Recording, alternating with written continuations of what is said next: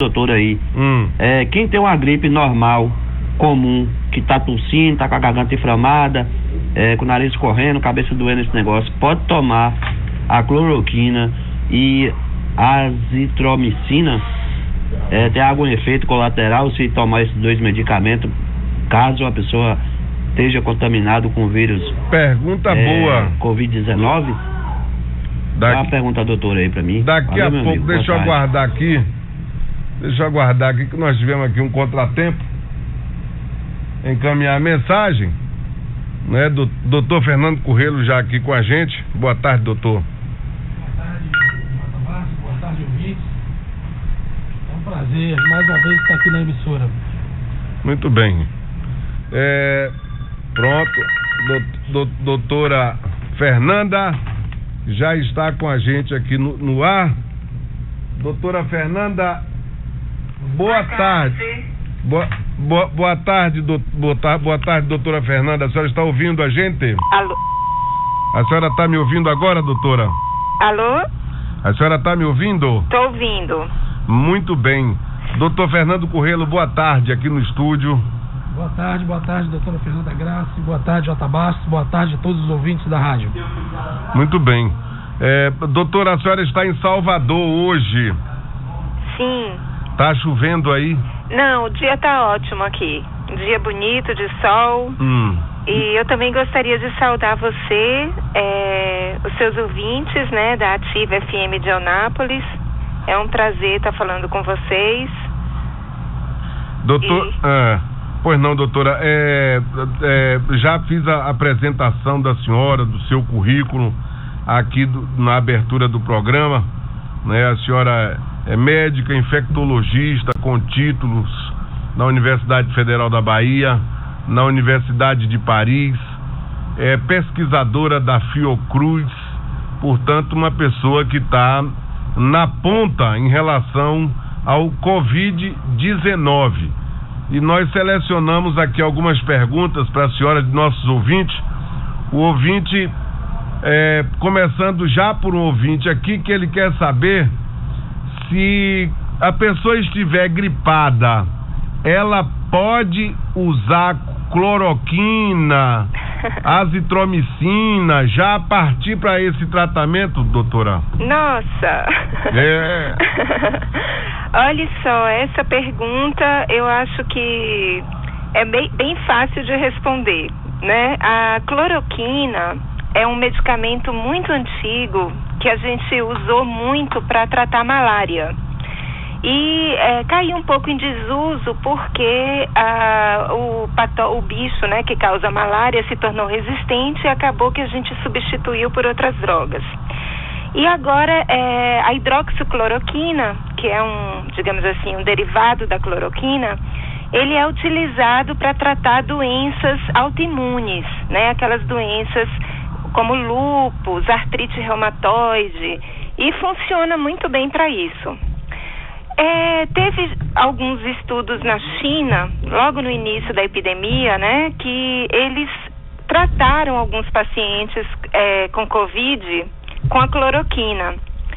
Foi naquela situação que as pessoas estavam morrendo e que precisava dar alguma coisa para tentar salvar a vida daquelas pessoas, né? Então a gente agora, né, essa epidemia ela começou lá em dezembro, no final de dezembro na China, e já passou pela Europa, né, passou pelos Estados Unidos, aqui no Brasil. Então agora a gente já tem um pouco de, digamos assim, experiência, né, que a gente acumulou nesse período da epidemia. Porque quando ela começou, a gente não sabia nada, né? Isso. Então, agora a gente já sabe que a cloroquina não serve para tratar Covid e muito menos para tratar gripe, né? Então, ela não tem efeito para tratar vírus, é uma droga que é muito boa para tratar pessoas com lúpus, com artrite reumatoide, porque ela tem um efeito, assim, anti-inflamatório, né? Então, essas pessoas que têm essas doenças, elas melhoram. Mas as pessoas que têm Covid, infelizmente não. Para nossa tristeza, não funciona, né, para tratar nem Covid e nem gripe, né? Então, se você está resfriado, o melhor é hidratar, tomar bastante líquido, repouso, que isso passa, né? A gripe é uma doença, normalmente, em uma semana a pessoa fica bem. E a cloroquina é um remédio que tem muitos efeitos colaterais, né? É uma droga que dá problemas, né, no coração, ela pode causar arritmia, tem problema hepático, né, no fígado, no rim. Então, assim, não é uma coisa que a gente deve tomar sem benefício, né? Certo.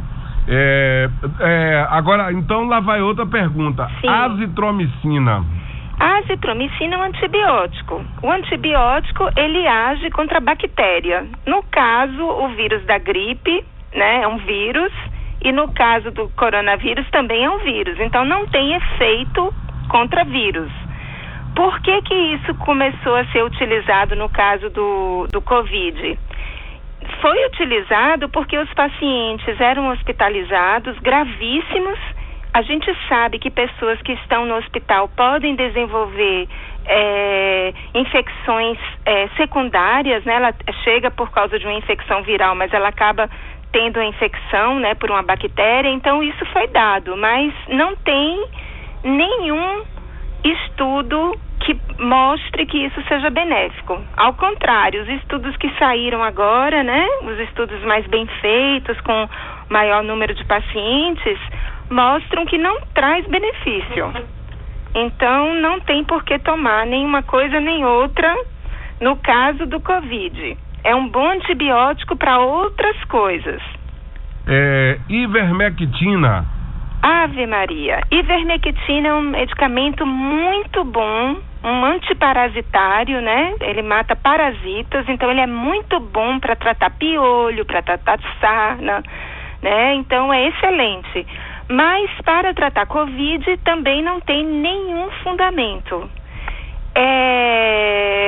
Essas drogas, o que acontece? Quando a gente tem uma doença muito grave, com uma mortalidade muito grande, é natural que a gente procure drogas, né, medicamentos que possam tratar essas doenças, porque a gente não pode ficar vendo os pacientes morrerem, né?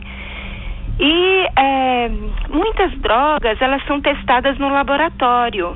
Como é que funciona isso? Você pega células de cultura, infecta com o vírus e aí você testa dentro de uma placa de cultura, um tubo, concentrações dessa droga e você vê o efeito sobre esses vírus. Então, tanto a cloroquina quanto a ivermectina, elas foram testadas no laboratório. E realmente no laboratório tem um efeito. Mas só que a gente não pode transpor um resultado de um laboratório para um ser humano, porque é totalmente diferente. O que acontece dentro de um tubo é diferente do que acontece dentro do nosso corpo. Então, para você usar ivermectina numa dose que seja suficiente para tratar uma pessoa com infecção viral, é uma dose muito alta e que traria problemas muito graves de efeitos colaterais. Porque a ivermectina, em doses muito elevadas, ela dá problema no sistema nervoso, né? Ela é neurotóxica, ou seja, ela lesa as células do sistema nervoso. Então, seria necessário utilizar doses muito elevadas e não tem benefício. Então, assim, eu não recomendo as pessoas que têm coronavírus numa forma leve, que corresponde à maioria, a utilizarem essas drogas, porque a doença ela é benéfica na maior parte das vezes. Para aqueles indivíduos que estão muito doentes e que vão para o hospital e que precisam de assistência respiratória, que precisam de uma unidade de terapia intensiva, aí nesse caso existem protocolos que são feitos nesses hospitais com acompanhamento médico, com acompanhamento de exames. Então, nesse caso, esses protocolos, eles utilizam várias drogas. Fora dos hospitais, não, as pessoas não devem tomar porque não existe nenhuma evidência de que isso funcione. Muito bem. Doutor Fernando Corrêlo aqui com a gente, médico, também aqui na frente de combate. Sim, meu colega. Doutor Fernando, uma pergunta para a doutora Fernanda, né? Uma dupla hoje aqui, Fernando e Fernanda, ambos médicos. Bom, na verdade, Jota, assim, o objetivo nosso foi trazer conhecimento. A gente tem visto aí, como você mesmo já iniciou o programa falando, muitas fontes de informação, e a gente achou que seria interessante também estar participando, trazendo conhecimento de uma forma acadêmica, de uma forma... A senhora está ouvindo, doutor Fernando? Estou ouvindo perfeitamente, de uma agora forma estou mais de ouvindo. ciência, estou com a máscara. Muito bem. Então, veja bem, doutora, a gente sabe que eu, como obstetra aqui na cidade, e que a gente faz o pré-natal, e a gente não pode parar, o pré-natal tem que continuar, e a gente vem pedindo sempre às nossas gestantes que fiquem em casa, que não saiam, que tenham muito cuidado nesse momento, principalmente as gestantes que têm problemas com diabetes, problemas de hipertensão, problemas de obesidade, que estariam ainda mais no grupo de risco ainda mais avançado. Então a gente tem feito esse trabalho, e essa foi a ideia de trazê-la para poder estar participando com a nossa sociedade, tirando dúvidas e esclarecimentos. Eu gostaria que você pudesse fazer assim para a gente um breve relato desse processo, de como que a gente consegue chegar a uma vacina, de como que a gente consegue chegar a um medicamento, o tempo que pode levar um medicamento para ele poder ser utilizado pelas pessoas, para que as pessoas possam entender que todo medicamento tem seus efeitos benéficos e não benéficos, e que é necessário haver realmente uma indicação correta para o uso da medicação. Isso é muito importante, Fernando, essa pergunta, né, na verdade, esse comentário que você está fazendo, né?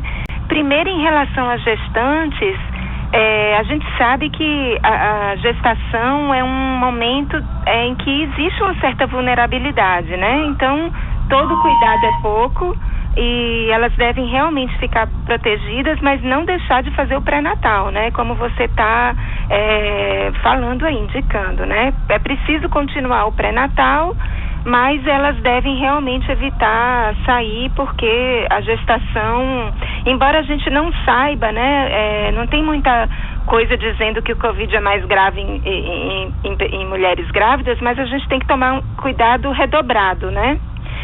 Em relação a essa questão da vacina e de medicamento, vamos falar primeiro da vacina, né?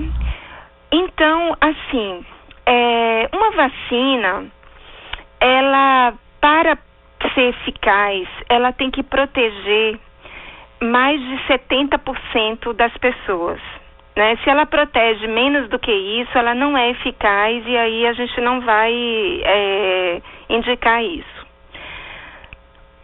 O grande desafio para desenvolver uma vacina contra o coronavírus é que a gente não conhece muito bem ainda, porque a infecção, esse é um vírus novo, né, um vírus completamente novo, que se comporta de uma maneira diferente, né, dos outros coronavírus anteriores, né?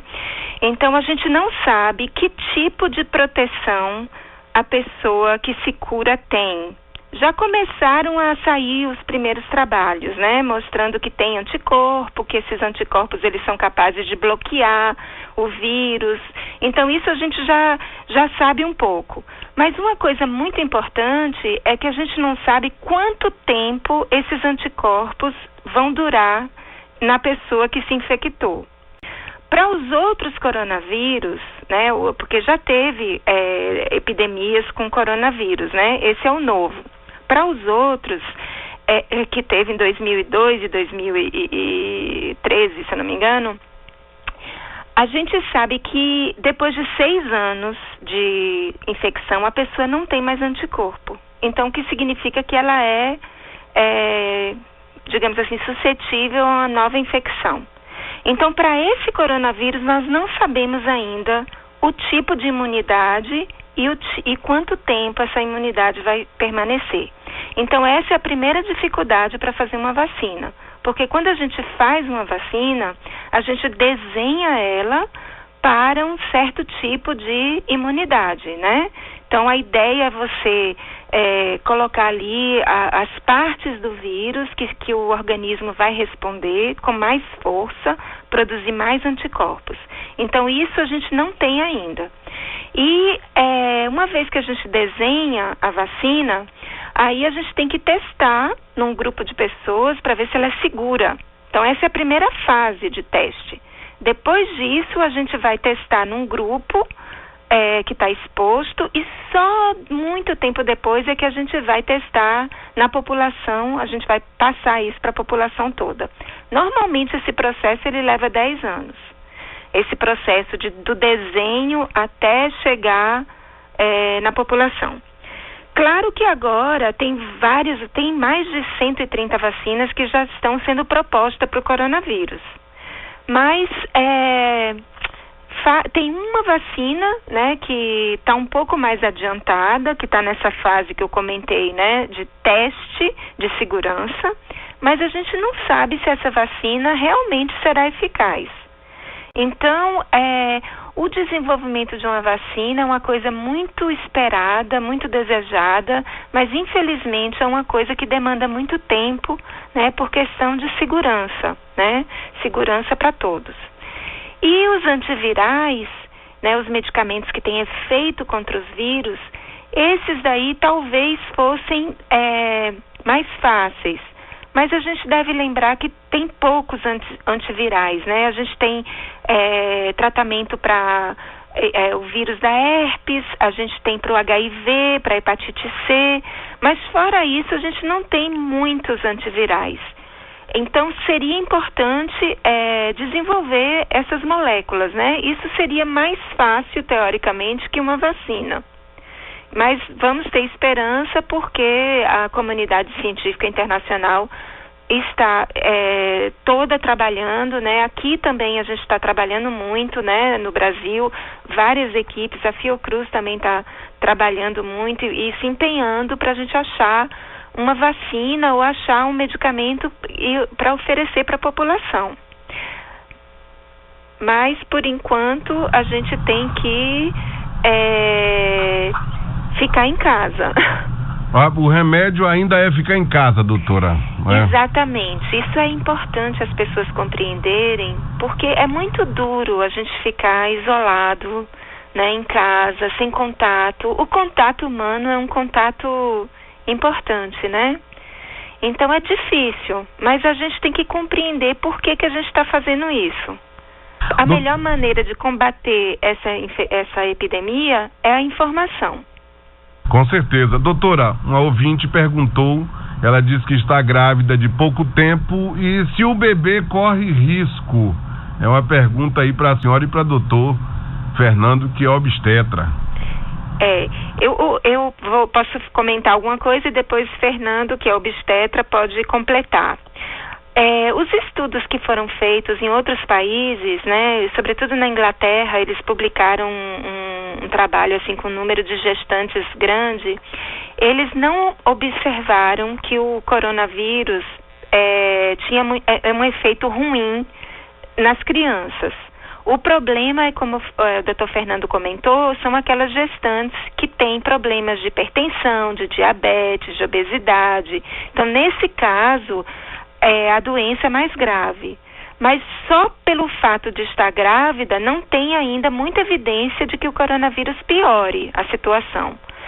E não tem também evidências muito fortes de que existe transmissão vertical, ou seja, da mãe para o filho. Inclusive, pode amamentar, né, com o uso de máscara, com todo cuidado, mas não está contraindicado. Doutor Fernando, por favor, o senhor que é da área. A doutora colocou muito bem, com muita propriedade. Na verdade, a gente procura se atualizar todos os dias. Hoje de manhã, o que você sabe, à tarde às vezes já pode não ser muito verdadeiro. É um avanço muito grande do conhecimento nessa área. Mas a maioria dos trabalhos dizem isso, que a doutora colocou. Embora já tenha alguns trabalhos assim não muito robustos, falando de ter encontrado vírus na placenta, de destruição de placenta, falando até em casos de alguns fetos que poderiam ser cometidos, mas isso tudo ainda são suposições, Jota, não é nada concreto, não tem nada robusto nisso. A colocação é a que a doutora falou. Nós ainda não temos essas respostas.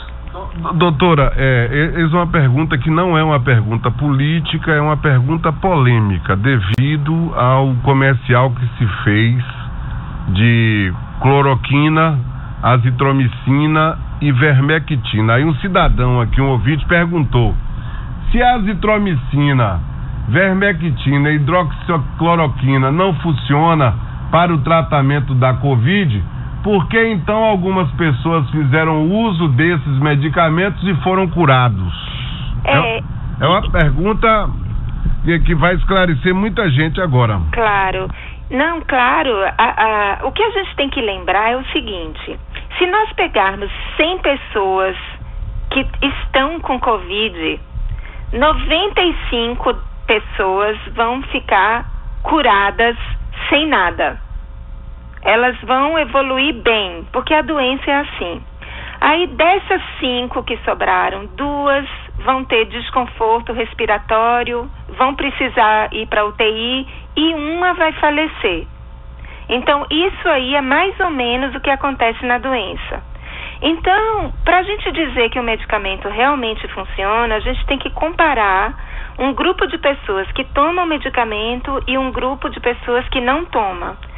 Um grupo semelhante, né? Com a idade semelhante, com o tipo de doença semelhante. É assim que a gente faz. E aí a gente compara e a gente vê em que grupo as pessoas melhoraram mais. Só pegando e dando os medicamentos e dizendo que isso funciona, não, isso é uma coincidência. Porque nesse grupo, 95 pessoas de 100 vão ficar boas sem nada. Então, já tem vários trabalhos mostrando isso, né? Que quando você compara 2 grupos, inclusive agora tem um trabalho muito bom que saiu com um número muito grande de pessoas, né? E eles mostraram que os contatos de pacientes infectados, né? Familiares que se infectaram pelo Covid, eles deram cloroquina para os familiares, e no outro grupo não deram. E aí eles compararam e não existe diferença. Quem tomou cloroquina e quem não tomou se infectou do mesmo jeito. Então é apenas uma coincidência. Eu compreendo que o paciente queira tomar alguma coisa, né? Porque isso é normal, é humano. E também compreendo que o médico que está lá na ponta queira prescrever alguma coisa. Mas só que a gente não pode cair nessa tentação, porque a cloroquina é um medicamento tóxico. Não é um medicamento que não tem efeito deletério. Ele causa problemas de arritmia, ele causa e pessoas que têm... E o Covid, gente, ele pode lesar o coração também. Já tem trabalhos mostrando isso. Então, a gente vai expor uma pessoa que está com a doença a um medicamento que não traz benefício e que ainda por cima pode causar um efeito ruim. Não é uma boa coisa, né? Verdade, né? Porque se ele ataca o coração e você toma um medicamento que potencializa esse ataque do coração, eu não sei nada de medicina, doutora, mas dá para entender, né? Dá perfeitamente. Deixa eu fazer outra pergunta aqui de ouvinte. Boa tarde, J. Bastos. Aqui é Lília, do Guzmão. A senhora está ouvindo? Estou ouvindo. Muito bem, nossa mesa é 10. Boa tarde, J. Bastos. Aqui é Lília, do Guzmão. Gostaria que você perguntasse ao doutor Fernando, por gentileza. E doutora Fernanda? O uso da dexametasona, que já está sendo usada lá na Inglaterra, se vai ser usada realmente no Brasil, se já está sendo usada aqui, os riscos, benefícios, por gentileza, tá? Obrigada. Nada. Doutora Fernanda, com a palavra. Doutor Fernando, quer responder? Não, doutora, eu estou aqui, como eu disse, na condição também de aprendiz. Então tá. Então, a dexametasona é um corticoide, né?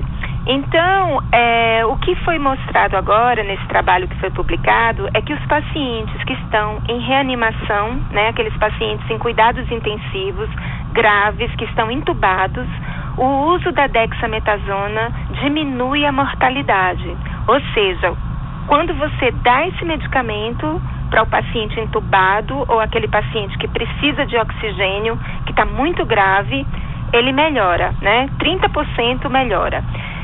Bom, isso é fantástico, mas já era uma coisa conhecida, porque na verdade isso já faz parte dos protocolos de UTI, né? Os pacientes que têm doenças infecciosas graves, que fazem um choque, né? Que a gente chama de a falência, né?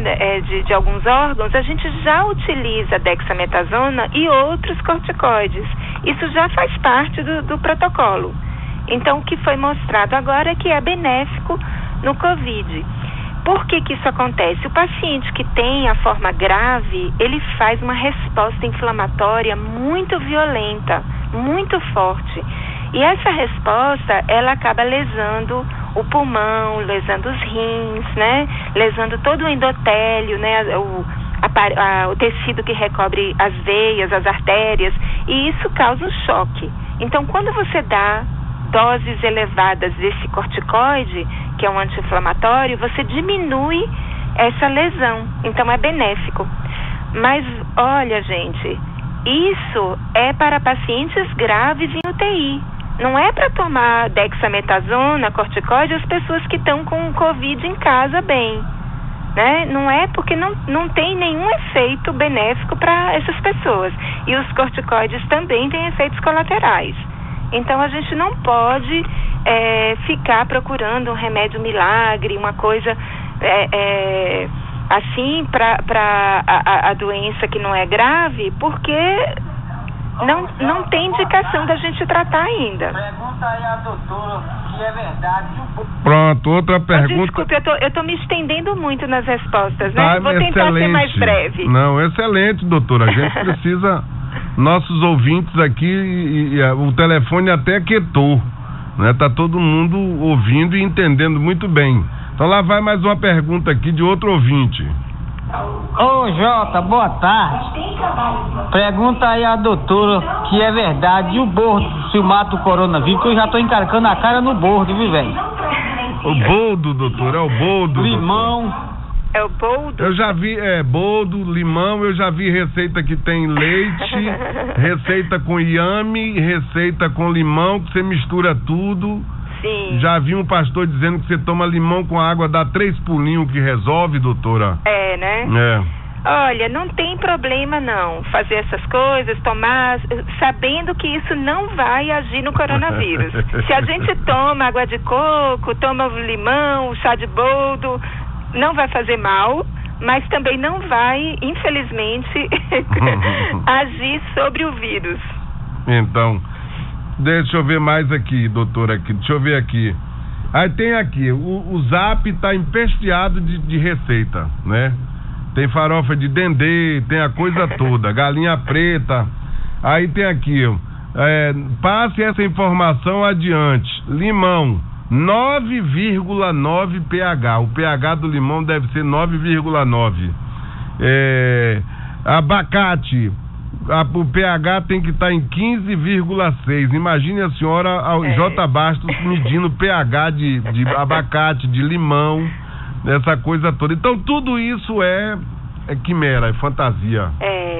Isso é perigoso, assim, é divertido porque as pessoas, os brasileiros são muito engraçados e gostam de fazer piada, né, e levar tudo brincando. Isso pode ser bom, mas também tem um lado ruim, porque isso é uma doença que é grave e a gente precisa, ela se alastra muito facilmente, né?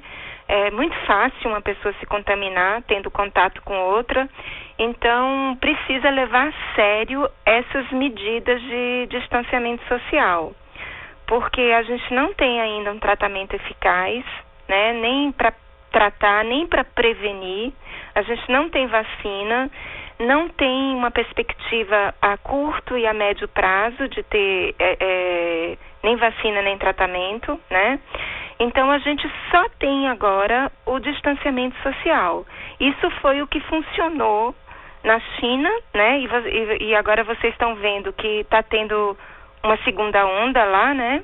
Assim também, doutora, como na Nova Zelândia, que tinha desaparecido todos os casos e de repente floresceu tudo. Pois é isso que a gente precisa entender. As pessoas precisam entender isso. Nós não vamos nos livrar desse vírus agora. O que a gente está fazendo agora? Nós estamos fazendo distanciamento social para que todo mundo não adoeça ao mesmo tempo. Porque se todos adoecerem ao mesmo tempo, alguns vão precisar de UTI, vão precisar ser entubados, vão precisar de assistência ventilatória. E nós não temos estrutura para todo mundo. Então, por isso, a gente precisa realmente agora ficar afastado e para não adoecer, todos adoecerem ao mesmo tempo. Mas o vírus, ele vai continuar com a gente ainda. Doutor Fernando Currelo, por favor. Então, doutora, veja bem, o Brasil, ele está provado que ele está muito bem beneficiado com excelentes profissionais na área da pesquisa. Nós estamos muito bem avançados nesse campo. Nós tivemos tempo para nos prepararmos para esse problema. E o que nós estamos vendo é que nos outros países isso gerou em torno de 50, 60 dias. As pessoas estão conseguindo voltar agora à normalidade dentro de um tempo satisfatório. Nós aqui já estamos prolongando aquela história do pico, vem agora, o pico vem depois, o pico vem depois. Isso na cabeça da população, esse tempo prolongado, além do que os problemas na área da economia, né, o comércio precisando funcionar e tudo, o que você acha que pode ter contribuído para que a gente ainda não tenha passado por esse problema, e além dos problemas todos que a gente já conhece, que é a questão do pouco financiamento do SUS, o nosso grande SUS, que ele já estava debilitado antes, depois que veio ainda aquela emenda constitucional 95, ela acabou mais ainda prejudicando nesse momento, e agora, mesmo com todos esses problemas, o SUS vem segurando a barra.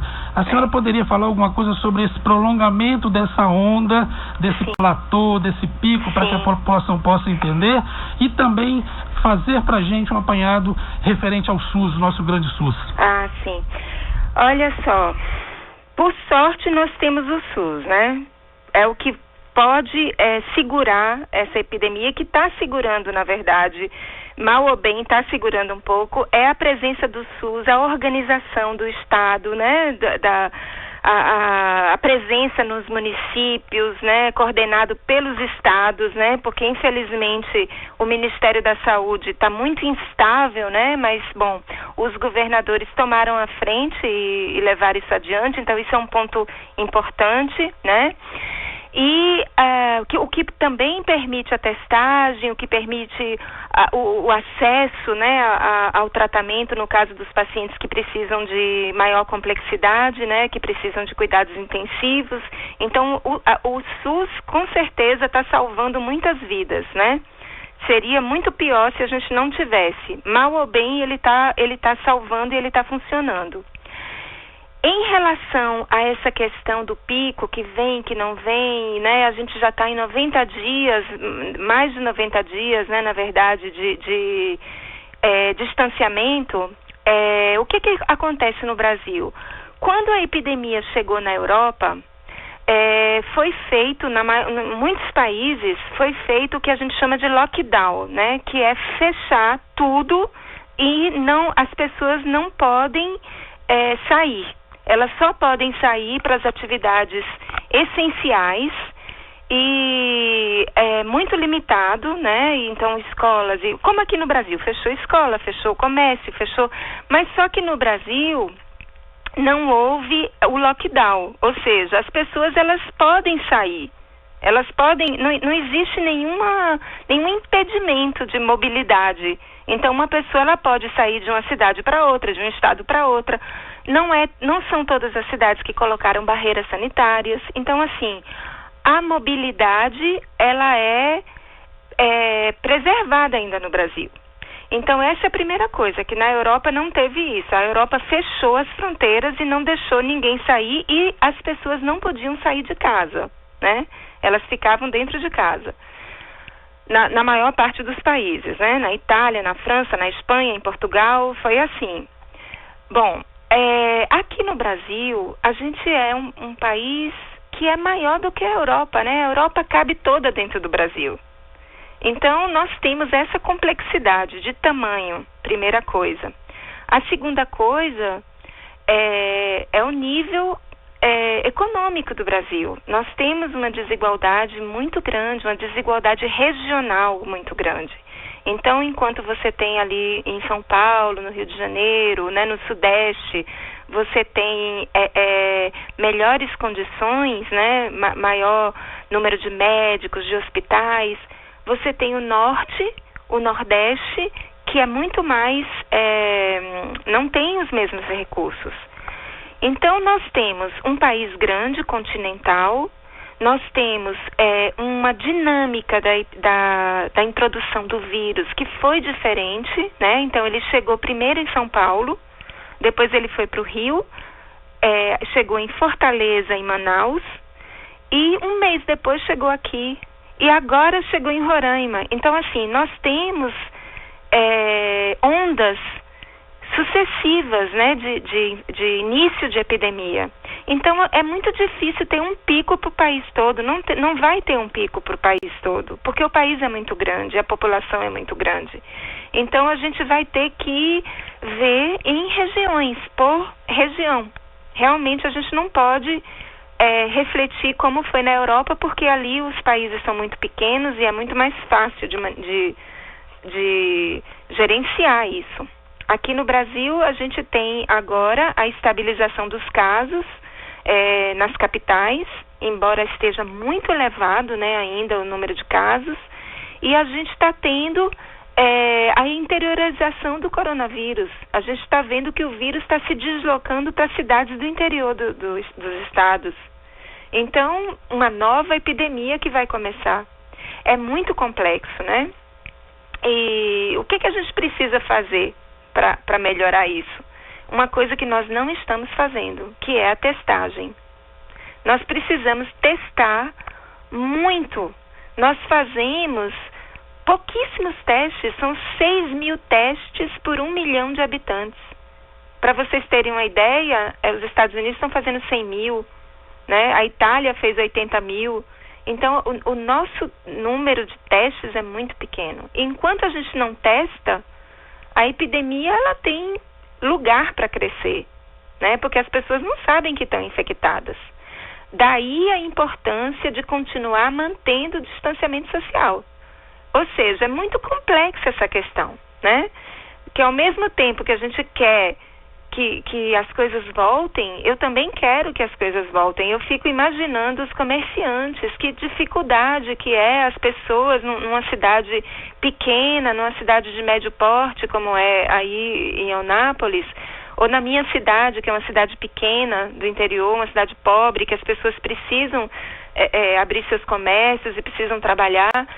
Mas, assim, é muito pior se a gente abre tudo, porque aí a epidemia ela vai realmente crescer e a gente vai ser obrigado a fechar de novo, né? Então, é melhor controlar, começar a testar e abrir aos poucos. A senhora fez aí um preâmbulo em cima de uma questão super importante aqui para a região, que nós enviamos para a senhora os últimos gráficos aí da semana. A senhora teve tempo de dar uma examinada? Sim, olhei. Os gráficos daqui de Eunápolis, na última semana eu pedi para enviar para a senhora, aí desde a última quinta-feira até ontem. Eu estou vendo como a senhora avalia o crescimento da pandemia aqui em Eunápolis, a disseminação? Então, eu tenho aqui um gráfico que eu estou olhando para ele agora, que é o número de casos confirmados, né? Que eu acho que a epidemia aí começou em abril, né? Pelo menos aqui no gráfico está mostrando aqui 13 de abril. Isso. E estamos agora em 18 de junho, então o que a gente observa aqui é que abril e maio, né? Até meio de maio, a situação estava boa, né? Controlada.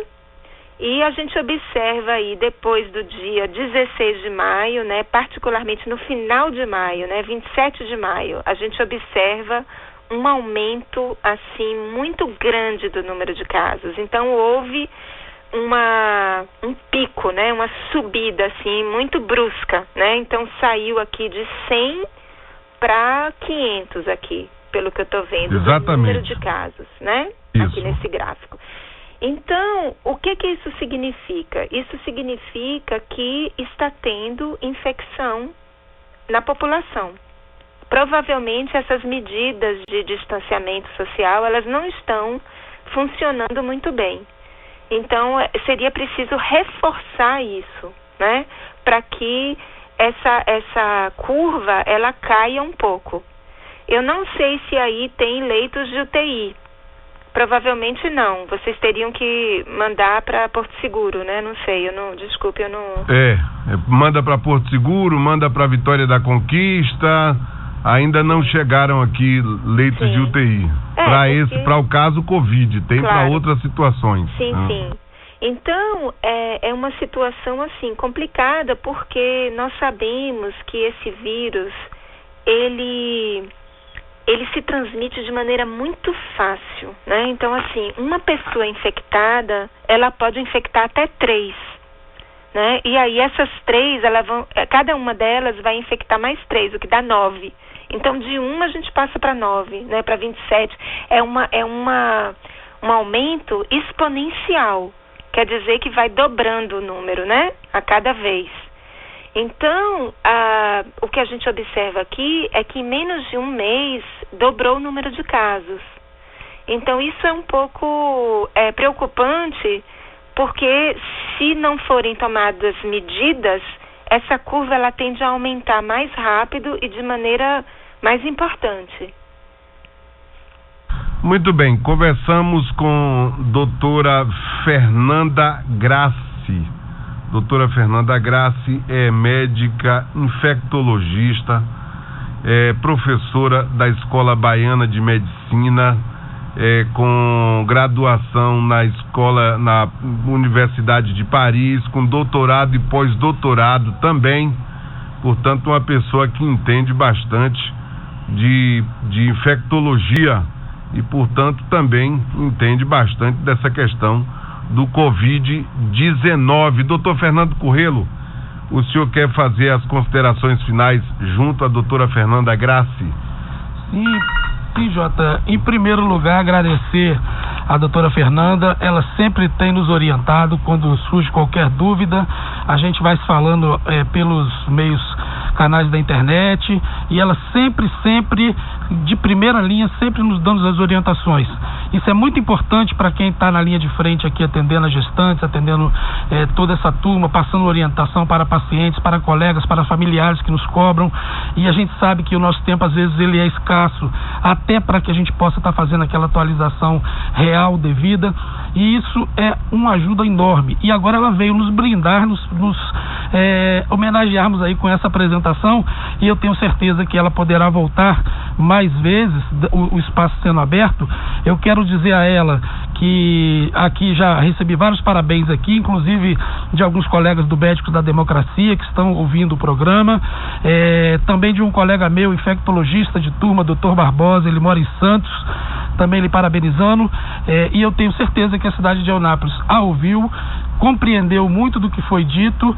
Haverá realmente sempre um contraponto, e a gente tem à disposição sua, com certeza, de poder voltar à rádio e passar as informações devidas para as pessoas. Eu gostaria de convidar também, doutora, aproveitar aqui a minha fala aqui rapidinho, para convidar a todos os colegas profissionais da saúde que no próximo domingo nós devemos usar alguma manifestação de preto. Nós estaremos fazendo uma homenagem a todos esses colegas da área da saúde, médicos, enfermeiros, fisioterapeutas, todos os profissionais que trabalham em hospitais, em postos de saúde, que foram embora, que faleceram em função dessa situação. Eu mesmo perdi um grande amigo de turma, agora recentemente lá em Imperatriz, no Maranhão, e a coisa não é brincadeira. Quem está achando que isso não é sério, querendo colocar isso como coisas políticas, como outras determinações religiosas, o que for, não é por aí. A coisa é séria. Gente, principalmente as minhas gestantes, fiquem em casa, se cuidem. Obrigado, doutora. Muito obrigada. Doutora, eu gostaria de convidar a senhora para vir trabalhar aqui conosco no programa, né?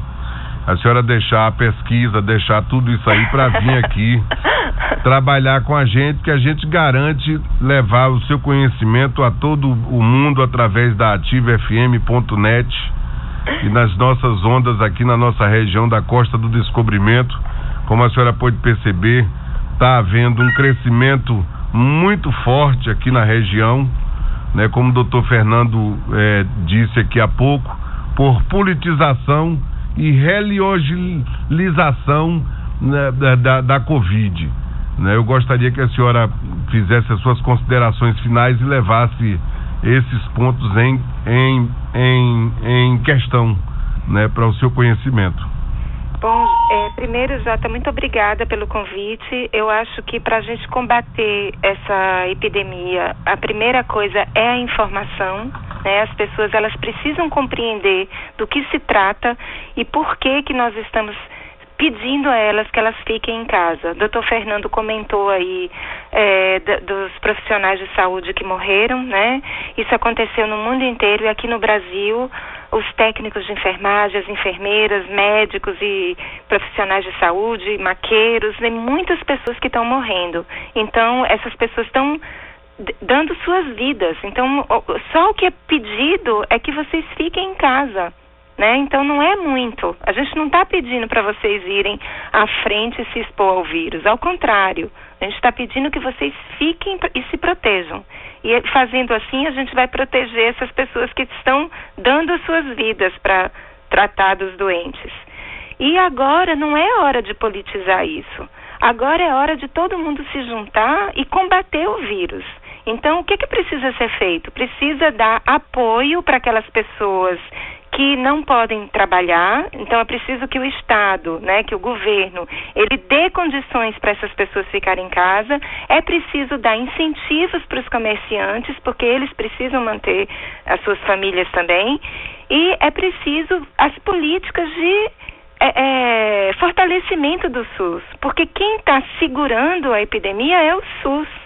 Então, assim, não é hora de ficar dizendo, está politizando. Não, a gente tem que discutir agora quais são as medidas para combater isso. E nós já conhecemos essas medidas e elas precisam ser feitas, né? Então, precisa que todo mundo esteja junto, falando a mesma língua. Não pode tá dizendo que porque isso não existe, esse vírus não existe, porque está sendo politizado. Não, gente, o vírus existe, ele não é politizado, não. Ele já matou já infectou 8 milhões de pessoas. O Brasil está quase com 1 milhão de pessoas infectadas e estamos chegando em 50 mil mortos. Então, eu não aceito que uma pessoa diga que esse vírus não existe, né? Não existe, como não existe? E essas 50 mil pessoas que morreram, elas são o quê? Então, assim, vamos respeitar os profissionais de saúde, vamos respeitar os doentes e as famílias que perderam seus entes, né? E vamos ficar em casa. Obrigado, doutora Fernanda. Um grande abraço para todos, para você e para os seus ouvintes. Doutor Fernando Currelo, acabou nossa hora. Essa moça, ela chega assim, né? Ela é Boa super tarde. radical. Boa tarde. Tudo tá bem? Bom, né? Você estava ouvindo? Eu estava. Você estava ouvindo em casa? Estava ouvindo em Ou casa. estava na rua? Não, estava ouvindo em Eu casa. tenho visto você na rua. Aonde você me viu? Não era você, não? Claro que não era eu. Doutor Fernando, obrigado. Não, eu Não é? vou ficar aqui que eu quero ver vocês passar o álcool na mão. Passa álcool na mão. Obrigado, Passa doutor o Fernando. cu na mão. Um abraço. Precisamos conversar mais. Gente, a bonitona tá chegando por aqui. Eu quero lembrar pra você que a Quick Lube amanhã trabalha até às 13 horas. Amanhã tem às 13? Até às 13. E hoje a Quick Lube vai no horário normal? No horário normal. Chega lá rapidinho, troca o óleo. Se você trocar o óleo e o filtro, você ganha uma limpeza no ar-condicionado. Coisa boa isso. Não é? Nessa Só época a de... Quick Lube faz isso por vocês. Só hein? a Somente. Quick Lube. Fica onde? Castro Alves. Pertinho ali da Brasmoto. Exatamente. É Honda, rapaz. É mesmo, fazem propaganda pro... É, mal, pra complicado. Honda, do lado da Honda aí. Pronto, lá pro japonês. Volte segunda, tchau. 2 horas, 2 minutos. Tava esperando ela passar o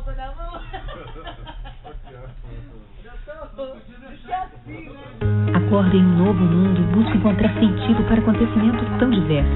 Vejo a importância de cada trabalho realizado juntos e, para além da saúde, muitos sorrisos recuperados. E é nessa beleza que me encontro. E o sentido que tanto procurava fica claro. Quero cuidar com empatia, porque para mim não basta fazer medicina. Quero movimentar meu futuro pela saúde. Quero fazer medicina com propósito. Acesse a graduação do seu jeito na Universidade.